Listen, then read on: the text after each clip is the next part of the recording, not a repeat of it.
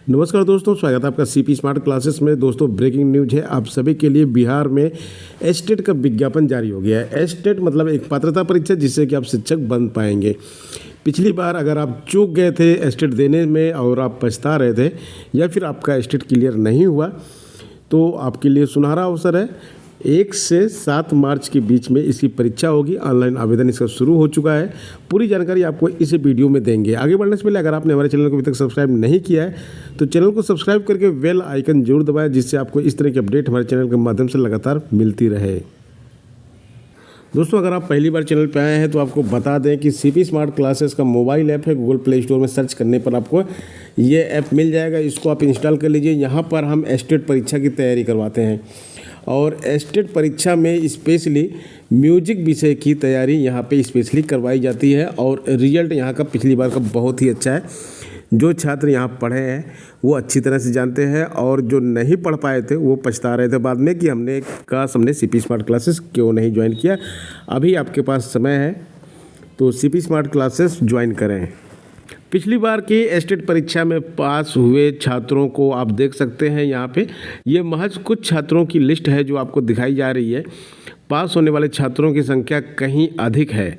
ये सब paper 1 qualify किए हैं। शिवांगी ने पेपर 2 क्वालिफाई किया था और ये सभी स्टूडेंट जो आपको यहाँ पे दिख रहे हैं ये सब पेपर 1 क्वालिफाई किए हैं। सीपी स्मार्ट क्लासेस के स्टूडेंट हैं।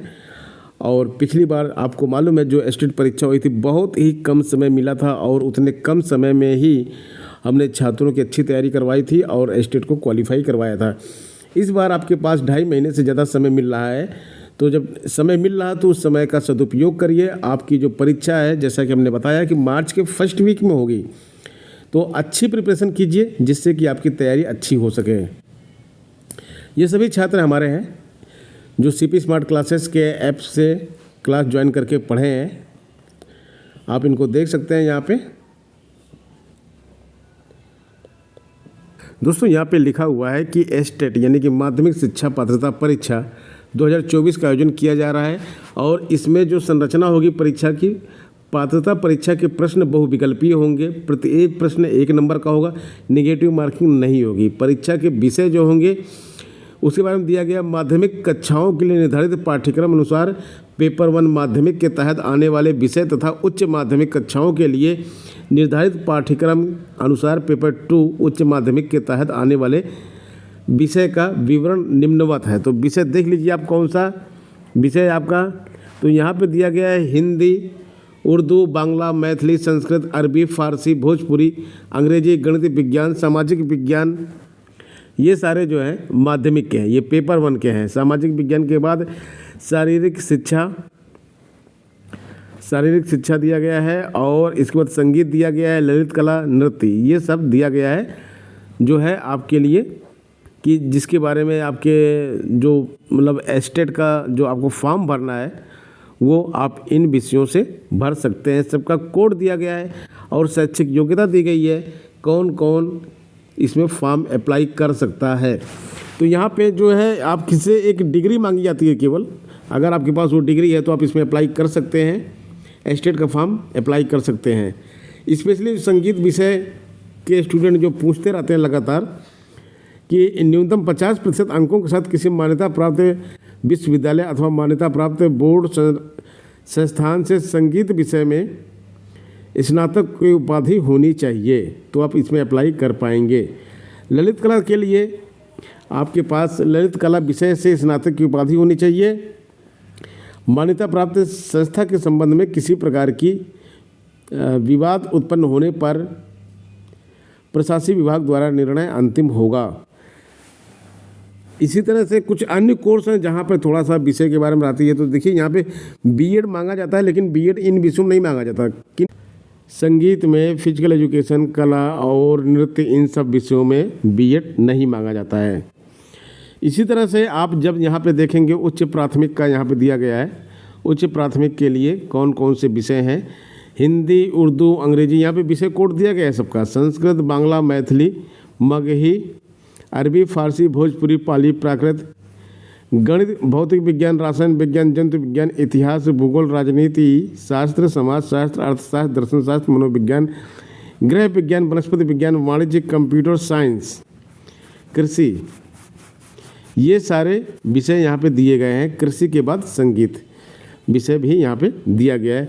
अभी कुछ छात्रों का फ़ोन आना शुरू हो गया था कि सर पीजीटी में संगीत का इस बार पेपर 2 में नहीं आया, तो यहाँ पे साफ साफ आप देख सकते हैं कि यहाँ पे संगीत का भी आया हुआ है। तो इस सब्जेक्ट में कोई दिक्कत नहीं है, आप सारी सब्जेक्ट का यहाँ पे आया हुआ है। पेपर 1 का आया, पेपर 2 का आया है। और इसके लिए जो प्रश्न पत्र का पैटर्न होगा, पेपर 1 का जो होगा पाठ्यक्रम जो होगा, माध्यमिक के तहत आने वाले विषयों के लिए राज्य के विश्वविद्यालयों में लागू स्नातक स्तरीय पाठ्यक्रम तथा पेपर 2 उच्च माध्यमिक के तहत आने वाले विषयों के लिए राज्य के विश्वविद्यालयों में लागू स्नातक प्रतिष्ठा स्तरीय प्रश्न पाठ्यक्रम होगा। यहाँ पे प्रश्न पत्र का पैटर्न कैसा होगा, पैटर्न के बारे में देखिए, आपसे 100 प्रश्न पूछे जाएंगे। 50 अंक आपके शिक्षण कला अन्य दक्षताओं पर आधारित होंगे। 100 अंक आपके विषय के होंगे और 50 जो होंगे वो कॉमन होगा। तो यहाँ पे 150 अंक का पूरा पेपर होगा, 100 अंक नहीं होगा, 150 अंक का होगा। हमने गलती 100 बोल दिया। यहाँ पे 100 नंबर तो आपके सब्जेक्ट के होंगे, 50 शिक्षण कला एवं अन्य दक्षता के होंगे, तो टोटल 150 का होगा। ये ऑल ओवर इंडिया के लोग इसमें अप्लाई कर सकते हैं, कहीं के भी हों। और पिछली बार तो काफ़ी दूसरे राज्यों के छात्रों ने यहाँ पे पेपर क्लियर किया। और एज के बारे में बात करेंगे तो 1/8/2024, 1/8 ध्यान दीजिएगा, 1/8/2024। अनारक्षित अगर आप पुरुष हैं तो 37 साल से ज़्यादा नहीं होनी चाहिए आपकी एज। अनारक्षित महिला हैं तो 40 साल से ज़्यादा नहीं होनी चाहिए। पिछड़ा वर्ग पुरुष महिला है तो 40 साल से ज़्यादा नहीं होनी चाहिए। अति पिछड़ा वर्ग पुरुष महिला है तो 40 साल से ज़्यादा नहीं होनी चाहिए। अनुसूचित जाति पुरुष महिला है तो 42 साल और अनुसूचित जनजाति है तो 42 साल। ये डेट की गणना 1/8/2024 से होगी। आप अभी आज से मत करना शुरू कर दीजिएगा, 2024 से गणना इसकी होगी।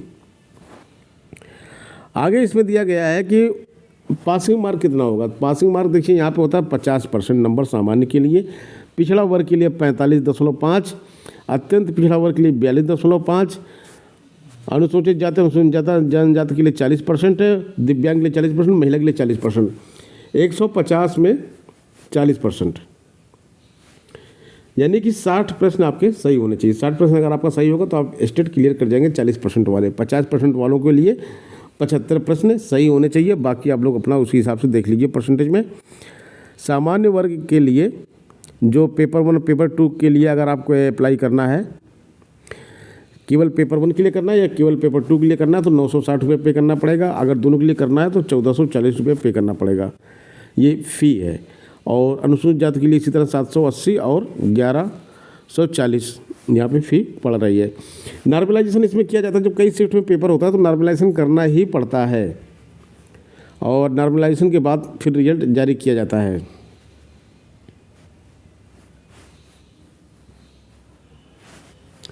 कुछ अन्य जानकारियां हैं जो आपके लिए ज़रूरी हैं, वो भी देख लेते हैं। यहाँ पे विज्ञापन में क्या क्या लिखा हुआ है, सिलेबस वगैरह तो सब हो गया है।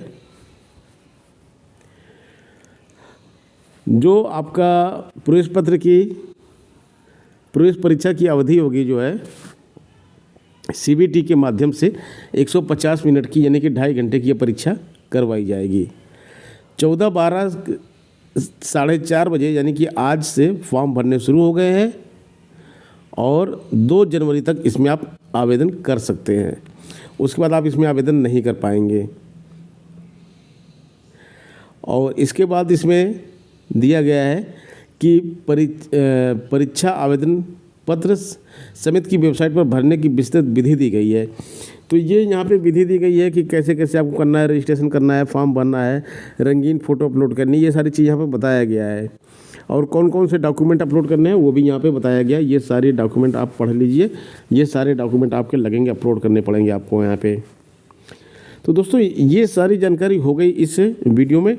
और जिन छात्रों को सीपी स्मार्ट क्लासेस से कोर्स ज्वाइन करना है तो वो 8299226960 पे एक व्हाट्सएप मैसेज छोड़ दें, आपको रिप्लाई मिल जाएगा।